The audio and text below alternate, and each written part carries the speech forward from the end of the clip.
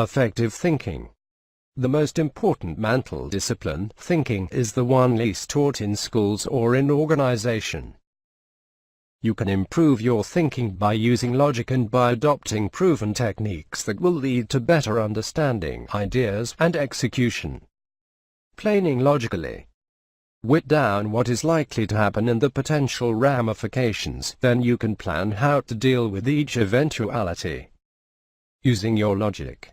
Logic means correct reasoning. Use your logic and you will reach the ideal stage where the compelling force of the facts eliminates all alternatives except one. This cannot happen all the time because there will be too many unknowns. But the rational manager starts by seeking factual certainty from which he or she can proceed to firm conclusions. Logic is no less invaluable in uncertain conditions. You can list possible events and logically establish what consequences will follow if they occur. You can then produce sensible plans for coping with each possibility and also work out the relative likelihoods. Logic also teaches that the best laid plans may go wrong, so cover this contingency in your thinking. Thinking literally. Lateral thinking, as taught by Edward de Bono, uses various techniques to make you challenge received ideas and arrive at new, improved solutions and suggestions. One such technique is provocation, when you put forward outlandish notions to see what practical ideas are stimulated as a result. Another approach is to seek analogies from other fields.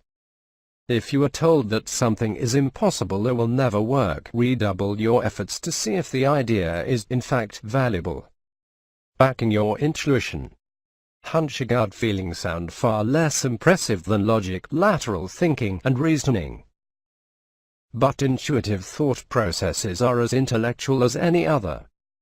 Intuition may take into account factors that your consciousness wants to repress, which is why some indefinable doubt may prevent you from making a decision. Never ignore such massages from the interior, but treat intuitive thoughts as analytically as logical plans. Check the intuition against the facts. You may not always establish a complete case for baking your instincts.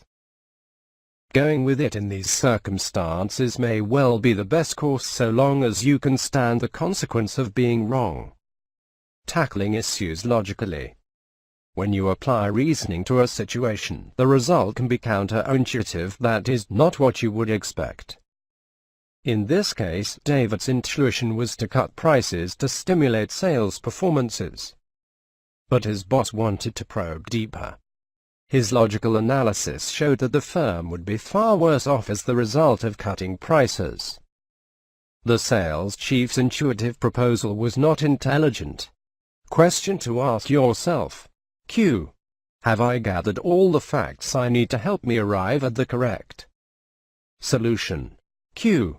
Have I considered all possible alternatives before settling on M? Decision. Q. Have I gone out of my way to find new methods of tackling this situation? Q. Did I collect contributions from everybody who has an interest in the matter? Q. Have used the best possible thinking process in reaching my conclusion? Q. What do I feel about the matter? Am I convinced emotionally as well as intellectually? Q. Have I thought of contingency plans in case my ideas do not work out as intended? Note 1. Acquire all the information you need before you draw conclusions. 2. Do not confuse wild, far-out, impractical ideas with creativity. 3.